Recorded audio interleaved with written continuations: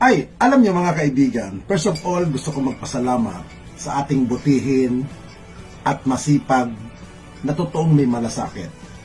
Itong tinutukoy ko na may malasakit at totoong masipag na nagtatrabaho kahit sinisiraan, niyayari. Alam niyo ba mga kababayan, meron tayong isang Speaker of the House na nagmamalasakit na kung saan ito'y sa katauhan ni Speaker Martin Romualdez na gusto niyang mangyari na maging 50% ang babayaran ng PhilHealth sa bawat membership ng mga PhilHealth.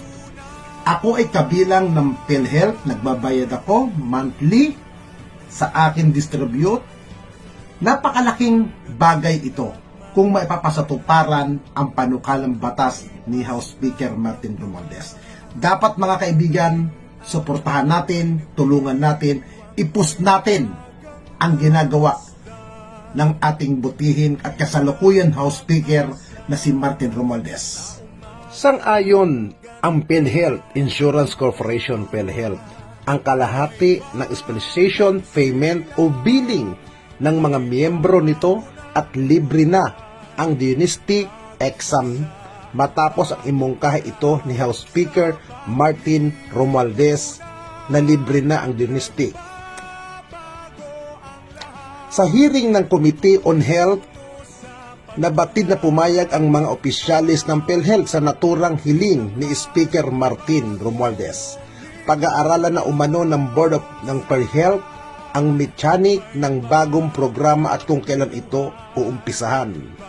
Ang sabi nga ni House Speaker Martin Romualdez, umaasa ako na gagawin nila ito sa lalong madaling panahon dahil matagal na itong hiling ng mga kababayan natin ayon kay Speaker Romualdez.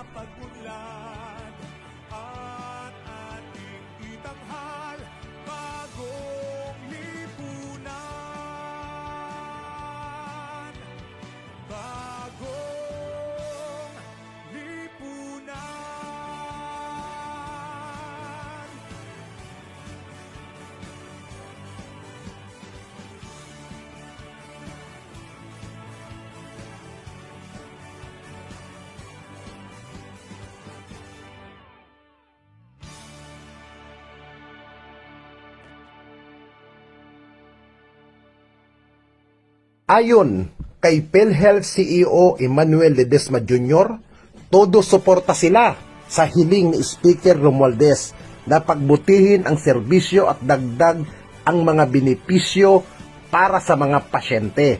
Ayon sa plano ni Speaker Martin Romualdez, gusto rin ng PhilHealth na palawakin ang husto ang mga serbisyo matapos ang ilang taon na di pagbabago. Masaya kaming sabihin na malaki na ang nadagdag sa mga benepisyo ayon kay Mr. Ledesma. Sinabi rin niya na suportado sila sa kampanya ni Speaker na mabawasan ang gastos ng mga Pilipino sa pagpapaospital, kaya sasagutin nila ang 50% na hospital bill sa mga napupunta sa mga private wards.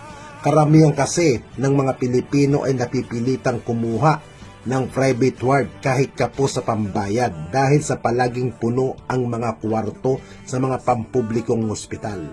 Ayon kay Ledesma, payag din umano sila akuin ng PhilHealth ang pambayad sa mga early detention at diagnostic exam ng mga Pilipinong taon-taon tulad ng X-ray, mammogram at HPV vaccine para maiwasan ang kanser at mga nakakamatay na sakit.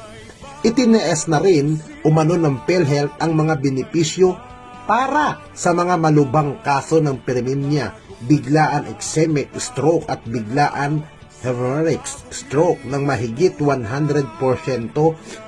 para mabawasan ang gastos ng mga Pilipino. Sabi naman ni VP PhilHealth Ili Dino Santos, todo suporta kami sa utos ni Speaker Romualdez na palawakin at pagandahin ang mga benepisyo para sa mga pasyente. Hindi lang ito tungkol sa pagdadagdag ng saklaw, kundi pati na rin sa pagtiyak na ang aming mga ginagastos ay direktang nakakabuti sa kalusugan at kagamitan ng mga Pilipino.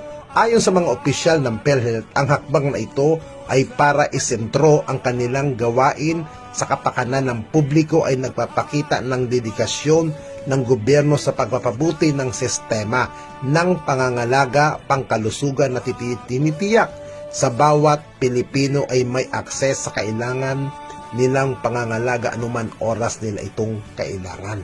Ayan ang tunay na may malasakit. Yan ang tunay na naglilingkod sa ating bansa. Yan ang tunay na isang haligi, isang mambabatas na gumagawa ng paraan para sa kapakinabangan ng ating mga kababayan na kapuspalad. Hindi yung sinasabi ng iba dyan, may malasakit daw, may serbisyo daw, pero matanong ko po, alam niyo po mga kaibigan, maikwento ko lang po nung panahon ni dating Pangulong Rodrigo Roa Duterte, marami pong nasangkot sa katiwalian dyan po sa tanggapan ng PhilHealth. Balikan po natin, mga kaibigan. May nabalitaan ba kayo na naipakulong ang Duterte administration? Under niya ang PhilHealth. Yung bilyon-bilyon na nawala, yung mga malalaki ang sumahod sa panahon ni Pangulong Duterte dyan sa PhilHealth na nagkakagawan, na nagkakandarapa para maupo sa PhilHealth. May nabalitaan ba tayo na ang babayaran ng pasyente ay maging 50-50 na lamang, at yung 50 sa pasyente at yung 50 ay sasagutin ng PhilHealth? Walang nagpanukala niya nung panahon ni dating Pangulong Duterte. Putang ina ninyo kung magsasabi kayo merong ganyan. Ilabas ninyo ngayon. Yan ang challenge ko doon sa mga atungal ng atungal na mga defender nung matandang dating Pangulo na ulyanin na ngayon. Putang ina ninyo. Yan ang natin. Puro kayo paninira, puro kayo batikos kay Martin Romualdez na sinasabi niyong tambaluslos, walang ginagawa, puro pagpapaepal. Putang ina, pagpapaepal ba itong ginagawa niya? Malaking bagay ito. Kahit ikaw na DDS vlogger ka, putang ina mo ka, pagwasa nagkasakit ka, putang ina mo, ang babayaran mo na lang 50% na lang at sasagutin ng PhilHealth ang 50% mo. Yan ay dahil sa panukalang gustong gawin batas ng liderato na sinasabi mong paepal. Kaya banat may puki ng ina mo ka. Sana maestro ka na, puki ng ina mo ka, at 10 ng mga kasamahan mong vlogger na mga tangat bobo, kagaya nila Maharlika, kagaya nilang Bisdak Pilipinas sa taga Cavite, at lalong itong si BMR na taga Cavite rin na puki ng ina mo kang inutil ka. Pag kayo na ospital, utang ina ninyo, makikinabang kayo sa panukalang batas ni Martin Romualdez na 50-50% na lang ang babayaran ninyo at sasagutin yung kalahati ng gobyerno ang panukala na yan. Panahon ni dating Pangulong Duterte, may nagawa ba? Nagawa ba yung ganyan? Wala. Wala siyang nagawang ganyan para sa nakakarami. Sa totoo lang, tayo magplastikan, mga putang ina ninyo.